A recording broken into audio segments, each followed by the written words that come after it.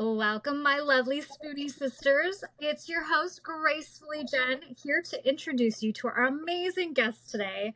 Kayla is a fellow Spoonie sister and author who's here to share her inspiring journey battling chronic conditions. Hi, Kayla, how are you? I'm great. Thanks so much for having me today. It is my pleasure. So, I want to kick things off a little bit. Could you share your diagnosis story? I don't even know where to begin with this. I figure I'm just going to let you tell us about you.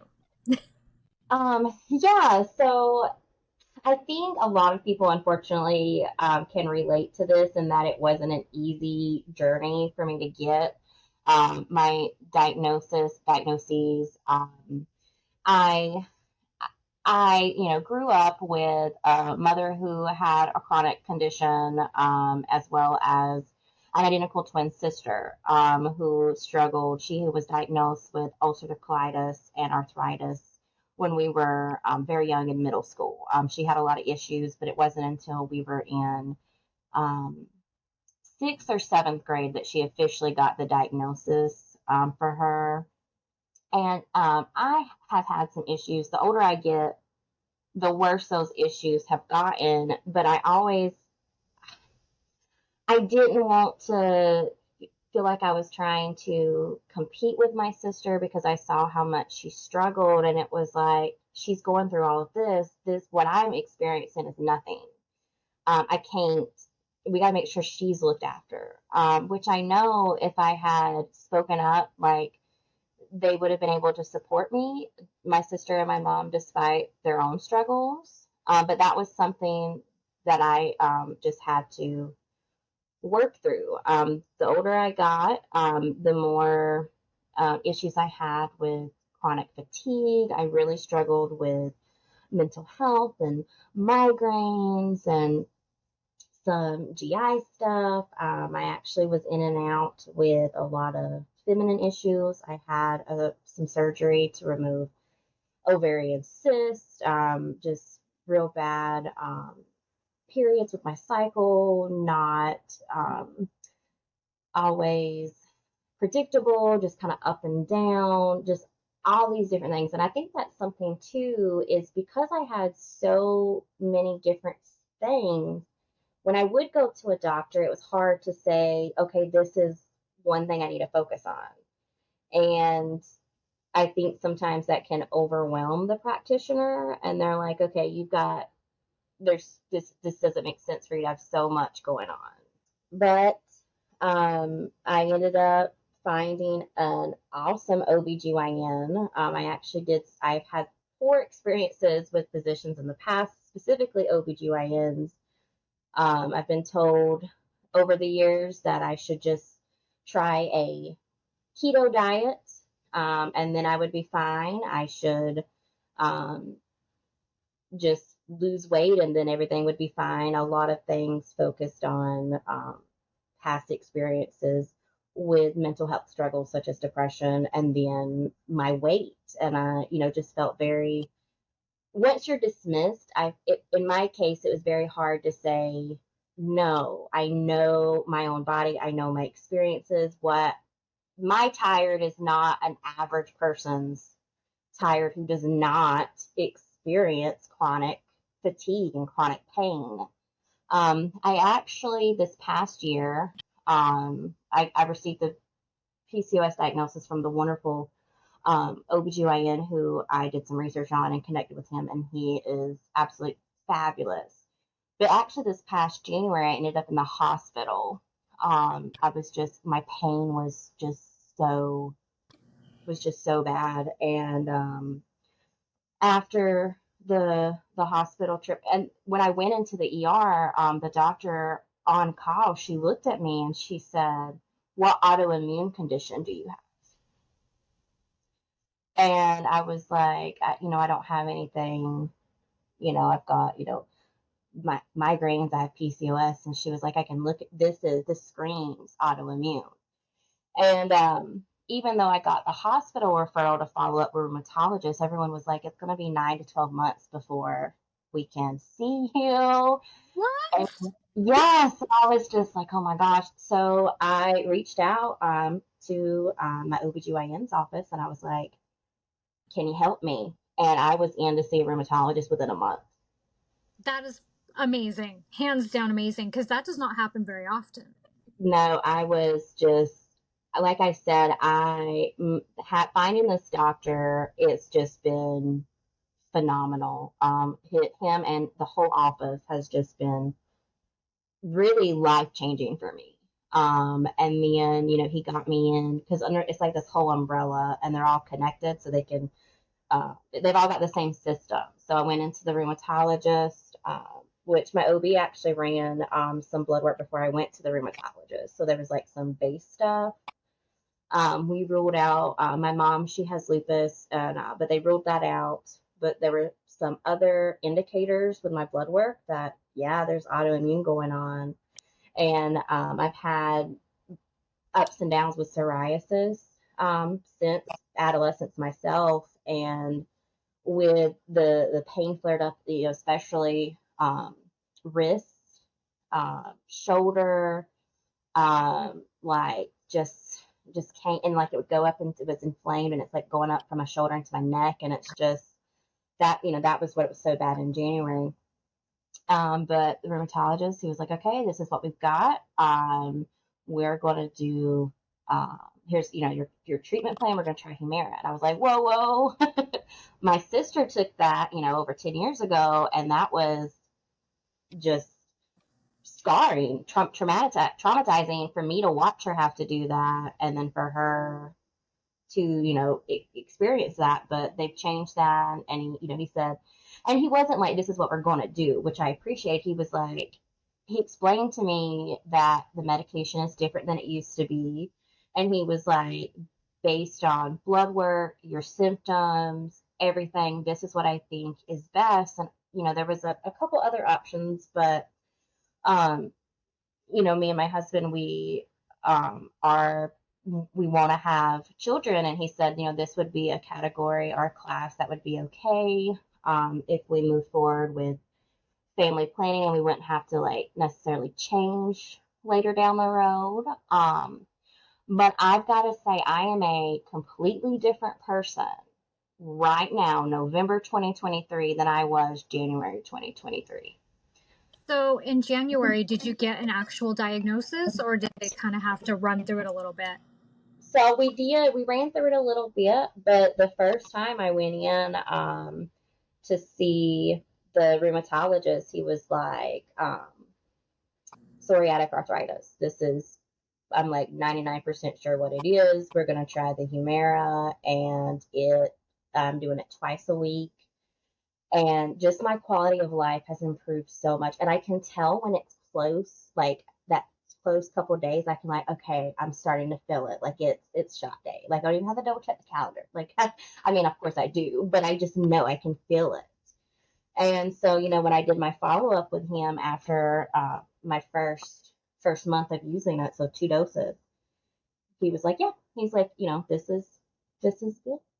So I'm happy with it. But in between that diagnosis, I also had with all the GI stuff going on, um, I got a scope and they diagnosed me with the EOE, eosinophilic esophagitis. Okay. And basically it affects it's esophagitis that's triggered with it's like an immunoresponse allergy with allergies. Yeah. So I'm working with a nutritionist who's great, but it's like trying to figure out things to stay away from. And for me, that's been very challenging because dairy is one of my allergies. And for someone who like grew up with, in the South, milk and butter and everything, it's like changing everything. Those are main ingredients in all the dishes. Right? But I think sometimes, even though it's big, because, that's it's a key ingredient. Those are staples you keep in your fridge. Um, just, it's a big thing, but it's a little thing too. Like just making this shift and like the impact it has, and it's not, that's not to say that I'm every day I'm pain free and I never have any flares or any issues. But I guess it's just, especially with how bad I was earlier this year, with just everything culminating together, the EOE. I actually ended up recently just having my gallbladder out because I had gallstones on top of everything else. It was just Oh my gosh. Are you sure we're not related somehow? so, but it just, I remember there were several days where it just was like, almost, I don't want to say that I was hopeless, but I kind of was. It was like, it was hard to stay, it was hard to stay positive. There were days that I wasn't positive. There were days I know that I, when you hurt, when you are in pain, it impacts your whole demeanor. And you, sometimes it's really difficult not to let it just become overwhelming. And I'm just very thankful um, for being able to find, I'm very thankful for having a good support system with my husband and my family. And I've got, a couple of friends that I'm able to talk through difficult times with. But with that support system, I'm so thankful finally finding good medical care. I still, not everybody I have seen in the last year has been a good fit for me, but finding my rheumatologist and my OB that put me in touch with a lot of people has just been wonderful. And I'm so thankful for that. And I'm thankful that I found my voice, so to speak. I'm thankful. I'm not thankful that I got so bad that I was like, I have got to go to the hospital with this pain. I just can't. But it was finally, I guess, at my breaking point that I realized I was going to have to not just pursue answers, but when someone says no, you just need to lose weight or you just need to um, try to, be more positive. Have you tried feeling better? It was, I've got to just focus on a couple things and start, taking away with some answers. And Well, so, and, and to go with what you're saying, at the end of the day, not everything is weight related or diet related. It's just not. And mm, and I think that's what's so aggravating to so many of us is we go to the doctor and depending on who you're seeing, that sometimes that's their response is, what are you eating? What are you drinking? Oh, well, you need to lose weight. And that's just not the answer. It's just mhm, not.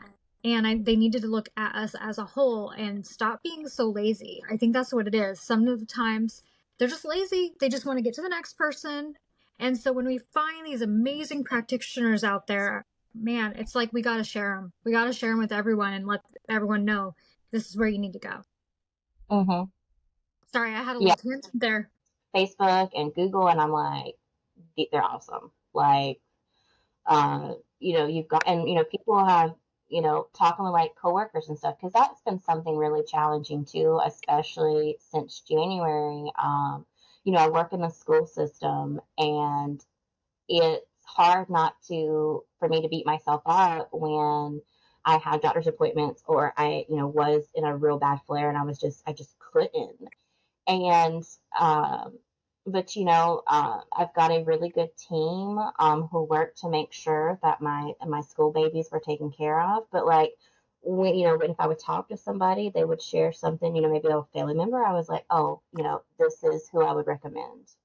The rheumatologist, they should call and see if they can, there is a wait list, but it was like see you know, if they've got someone currently, get on the wait list because I think it's going to make a difference. It did for me. So So, are you familiar with the term spoonie? I am. My sister actually first introduced the term having spoons and Okay, to me. I don't. It's been a while now, but she would say, I just don't have enough spoons for that, and it's just a absolutely. really. I love that imagery, and it really helps, you know, be able to express and like visualize and then for other people to understand too, right? Absolutely. So, what would be your 5 must-haves in your Spoonie toolkit? Um, so like with ups and downs, so I guess one thing is not how to word it. So you've got to be open to saying this is my boundary, that I need help. I'm someone who want to I don't want someone to feel like I don't have it under control. I want to be self-sufficient. I want to get it done. But I'm going to if you push yourself too much, even when you're like, oh, I've got a burst of energy, I'm feeling really great. If you don't set that boundary and ask for help, you're going to burn out. You're going to run out of spoons. You're going to not be able to do anything. So you've got to pace yourself. So I guess that was a long thing. But I guess for one of the must haves is being willing to ask for help. Um, as far as something more related to my chronic condition, an ice pack is a must have. I know that's a little bit more like concrete, but I've got a rotation. I've got ice packs that have straps that will stay so I can put ice packs on. And I also have a multitude of different heating pads for whatever I need at the time. And I've got a drawer underneath my bed for heating pads that I can just pull out. I've got one that's especially for my back and shoulder. And before my mom told me that existed, I didn't know. So I think something else you've got to do is ask questions. And also, we have so much available to us online. Like, go to ask Google, ask Alexa, ask Siri, ask, real people, but also use technology tools to find things. My Alexa's talking to me now. but I know, I was waiting for mine to go off. she's like, I don't know what to help you anyway. Um, but yeah, like there are things that exist today that can help you cope and feel better with your chronic pain that didn't exist 5, 10 years ago. Um, like the keyboards, ergonomic keyboards, because I've got a lot of problem with my wrist and the mouse. Using that makes such a huge difference I agree. just with its design. And it's something that I wouldn't have thought of on my own until it's like, what's something that could help? And then it's like, you just Google, you know, tools for wrist pain, and, you click through, and then it's like, if you're working on a computer, and then you're like, oh, look at these. So that's something else in your toolkit is a research mentality too. Like you want to, you know, look up and see what's out there because like I'm still finding stuff. My sister will send me stuff and I'm like, oh, that's really cool. Like kitchen tools that are easy on your wrist. And my mom, she got us a can opener, and on top it's got this like rubber thing, and it makes opening jars so easy. That's wonderful. I have an ongoing Amazon list and I just keep adding to it. And then every time I finally decide I have to have this, I finally buy it. But I have 2 different lists, one for me to get it for me, and then one so I can share it to all my Spoonie friends and say, okay, you got to go get this. That's awesome. I love that you've got the list to share with others. Like, here's some, great things to try. That's awesome. I wish there was like a collaborative, like anyone that found anything could just like go almost like a Wikipedia page, and you could just go like, what I'm saying? Like there would be a hub that Spoonies could just like contribute things that have been useful, and then Like other an, people could go, yeah, like an ongoing Google Doc. yeah, Maybe that's something we need to do. yeah, I'm in game for it. Yeah. That would be fun. Okay, so we were talking about your Spoonie toolkit. I'm trying to think. Did you name more than three, or did I stop counting? I was talking a mile a minute. So we had, heating pads and ice packs. We had the having the mindset to ask for help. Yep. We also said having the drive for research. So three. So I need three, right? That was three. Okay, so two more. Two more. I think you've got to have one person, at least one person. If you have more, great, but at least one person that you feel comfortable with being honest. But also that person, the same in that, someone that you're honest with, but also someone that's going to listen to you. They're going to validate your experience, but they're also not going to let you wallow. So finding somebody in your corner that is going to support you and again validate your experiences without letting you sink into, crossing that line between processing what you're dealing with and then letting it becoming overwhelming. Mm-hmm. Making sure you're not letting it overwhelm you and keep you down. So definitely having at least one person to talk to in that way is a must have. I agree. But then, even having that one person to really talk to, you also need a community. Like, everybody, you and me, we have a lot of similar experiences. We can help each other, just like everyone listening in, even though everyone's story is a little bit different, there's a lot of similarities. And there could be something that, some part of my story that resonates with somebody else. We can all share our stories and work together. There are, Facebook groups. I'm in one group where they share tips every Tuesday for, your mindset and also dealing with physical pain with chronic illness. So, I love that. yeah, yeah, it's that Facebook group. It's an author, Leslie, Hope Amid the Pain. She's actually got a devotional that goes through, it's designed for women that deal with chronic illness and chronic pain. I actually got it sitting on my nightstand. It's my next one I'm going to start. But What is she's the name got of it again? Hope Amid the Pain. Okay. Okay. We're gonna make sure we link that. So, yeah, and, she's got the Facebook group. Um, and it's just really good. So yeah, 4 and 5 is have in your toolkit, have someone you can talk with and that's going to support you, and then also you need your community, and you need to we're all here to help each other. And even if you don't feel like you're at a point where you can pour into the community, don't be afraid to reach out, because they're going to pour into you, and then when you're able, you can pass that on and pour into someone else.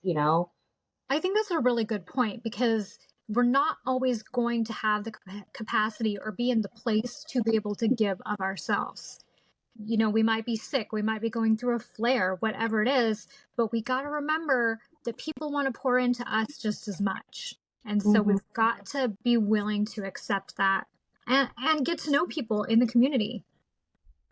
Absolutely. And I think sometimes we feel like we don't need grace. And so we're like, oh, I can't ask, for help or someone to extend grace to me. But if it was reversed, most of us would offer those things. We're denying ourselves to somebody else struggling. So when we don't have 100% that day or even 20%, we can, rely on our support system and our community. Well said. So, some of the questions I want to ask you, I feel like we kind of covered that without even having to be asking you. So, which is great. I mean, you just have all the great information. Um, So we're always looking for great resources.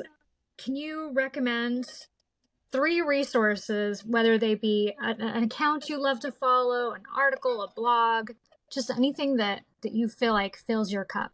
So yeah, I for me, I get a lot of energy from like some downtime reading. I always have multiple books going, and one of them is always a devotional. And I'm reading one devotional now, the other 316s.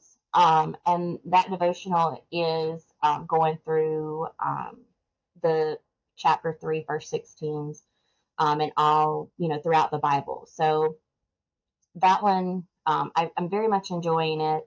And then the next one that I'll be going into is Hope Amid the Pain, by Leslie McKee, who wrote that for women with chronic illness and chronic pain. And it's the devotional. But there's also like an area to like respond to with some prompts and stuff. So I'm really excited. And with that, I think that's important. For me, my faith has been very vital, for me through this journey. And I think it's important for people to see what's important to them, and to give themselves a time to recharge. I think the devotional and prayer, has really, that helps me day to day. Um, and so, yeah. Oh, I might have lost her. Did I lose you?